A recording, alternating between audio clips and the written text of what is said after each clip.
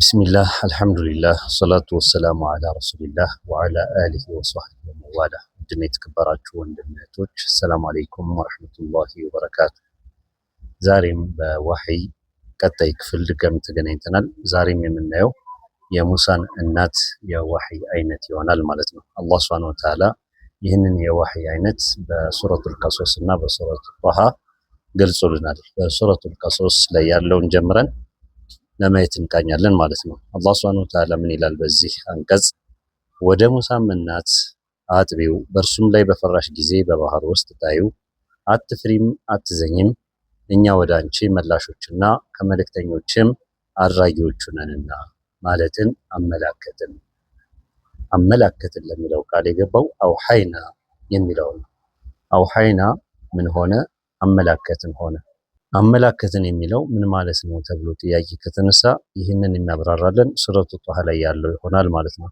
ኢዛ አውሐይና ኢላ ኡሚከ ማ ዩሃ፣ ወደ እናትህ በልብ የሚፈስን ነገር ባሳወቅን ጊዜ። ወደ እናትህ በልብ የሚፈስን ነገር ባሳወቅን ጊዜ። ያ በልብ የሚፈሰው ስሜት ምን አይነት ነው? ሕፃኑን በሳጥን ውስጥ ጣዩ፣ እርሱንም ወይም ሳጥኑን በባህር ላይ ጣዩ፣ ባህሩን በዳርቻው ይጣለው፣ ለእኔ ጠላት ለእርሱም ጠላት የሆነ ሰው ይይዘዋልና በማለት ባሳወቅን ጊዜ ለገስንልህ። ይህ ያወቀችው ነገር ከልቧ የሚፈስ ስሜት ሲሆን በልቧ ውስጥ ያለ ነገር ነው። አላህም ቀጥሎ በሱረቱል ቀሶስ ምን ይላል? የሙሳ እናት ልብ ባዶ ሆነ፣ ከምዕመናን ትሆን ዘንድ በልቧ ላይ ባላጠነከረን ኖሮ ልትገልጸው ተቃርባ ነበር። ልትቆጭ ያንን ስሜት ወይኔ ምን ባላደረኩት ብላ አሊያም ደግሞ ልትገልጸው ለሰዎች ልትናገር የኔ ልጅ ነው ብላ ልትናገርና ነገሩ ልታበለሻሸው ደርሳ ነበር። ምክንያቱም ፊርዓውን የበኒ እስራኤል ልጆችን ሁሉ የሚያርድበት ሁኔታ ስለነበር ልጇን ለማትረፍ ብላ ነው ይህንን እያደረገች ያለችው። ከተናገረችና ግልጽ ካደረገችው ይበላሽ ነበር።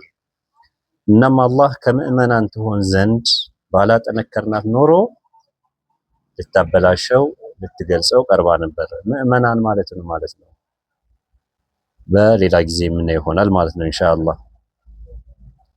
በአላህ ላይ ያላቸው እምነት ጠንካራ የሆኑ ማለት ነው። ምዕመናን ማለት በአንድ ነገር ላይ ጥልቅ የሆነ እምነት ያለው፣ ያንን እምነቱ ጥልቅ የሆነ አካል ምዕመናን ይባላል ማለት ነው። ለአላህም ሆነ ለሌላም ነገር ምዕመን የሚለው ለዛ ይሆናል ማለት ነው።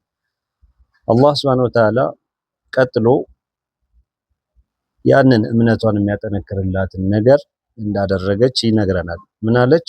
የሙሳ እናት አለይሃ ሰላም ለእህቱም ተከታታዩ አለቻት። ለእህቱ ተከታታዩ አለቻት። መርየም ትባላለች። እርሱንም እነርሱ የማያውቁ ሲሆኑ በሩቅ ሆና አየችው።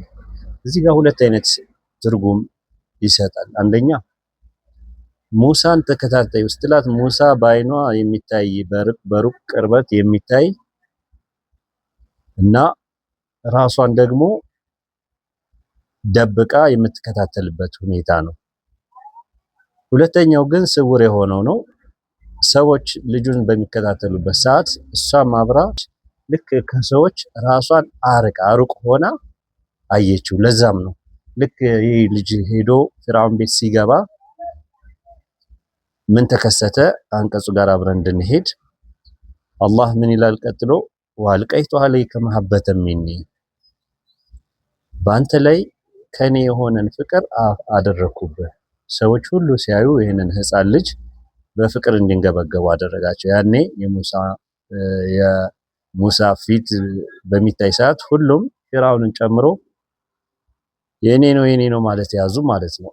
ፊርዓውን ሚስት ቁረቱ አይኒን ሊ ወለክ፣ ያኔም የፊርዓውን ሚስት ምናለች? ለኔ የአይኔ ማረፊያ ነው ለአንተም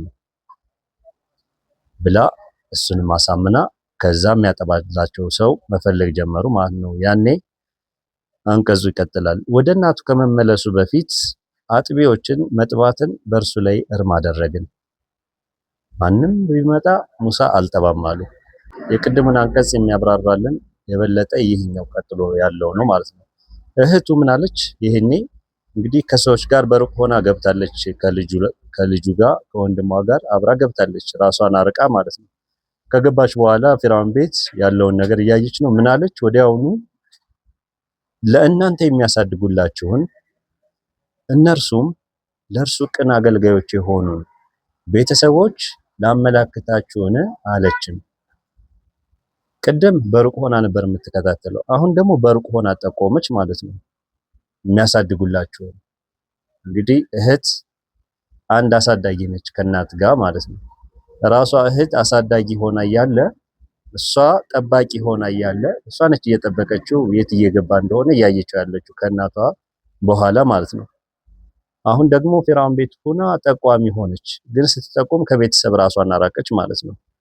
ለሱ ቅን የሆኑ ቤተሰቦችን ማንም ህፃን የነሱን ፍቅር የማይገፋ ወይም ደግሞ የልጅ መውደድ ያላቸው ቤተሰቦች ናቸው ልጠቁማችሁን አለች። ያኔ አላህም ቀጥሎ ምን ይላል? ወደ እናቱም አይኗ እንድትረጋ እንዳታዝንም የአላህም የተስፋ ቃል እርግጥ መሆኑን እንድታውቅ መለስ ነው። ግን አብዛኞቻቸው አያውቁም። ይህ ሁሉ የሆነው ነገር ምንድነው? የአላህም የተስፋ ቃል እርግጥ መሆኑን እንድታውቅ መለስ ነው። የአላህን የተስፋ ቃል ማን ነው የሚያውቀው?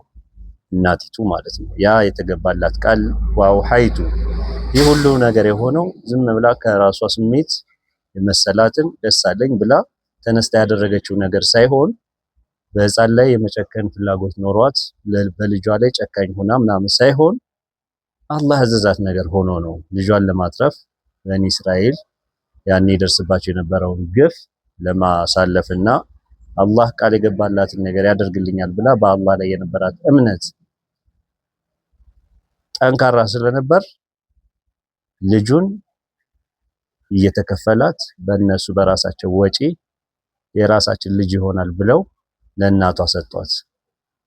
እየከፈሏት በራሳቸው ወጪ በራሳቸው የተለያየ ልክ እንደ መልካም እድል ታይቶ ይህን ልጅ ማሳደጉ ደግሞ ትልቅ እድል ሆኖ ለሷም ህይወቷ ሁሉ ተቀየረ ማለት ነው።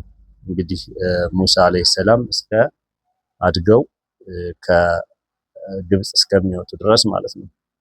እና እንግዲህ በዚህም ታሪክ የምናየው የአውሐይቱ አውሐይና ያለው የወህይ አይነት ምን ሆነ? አላህ ሱብሓነሁ ወተዓላ ለተለያዩ ሰዎች የሚገባላቸው የውስጥ ስሜት እንዳለ መረዳት እንችላለን ማለት ነው። መጨረሻ ላይ ያው የድምጽ መቋረጥ ገጥሞታል፣ ማይኩ ባትሪ ስለዘጋ። ኢንሻአላህ ያው በቀጣይ ኢንሻአላህ ሌላም የወህይ አይነት የተወሰኑ ይቀሩናል። እንዲሁም ደግሞ ዋና ዋና የወህይ አይነቶች አሉ። እነሱን በጠቅልል አድርጌ ለማቅረብ ሞክራለሁ። እስከ ቀጣይ ሰላም አለይኩም ወራህመቱላሂ ወበረካቱ።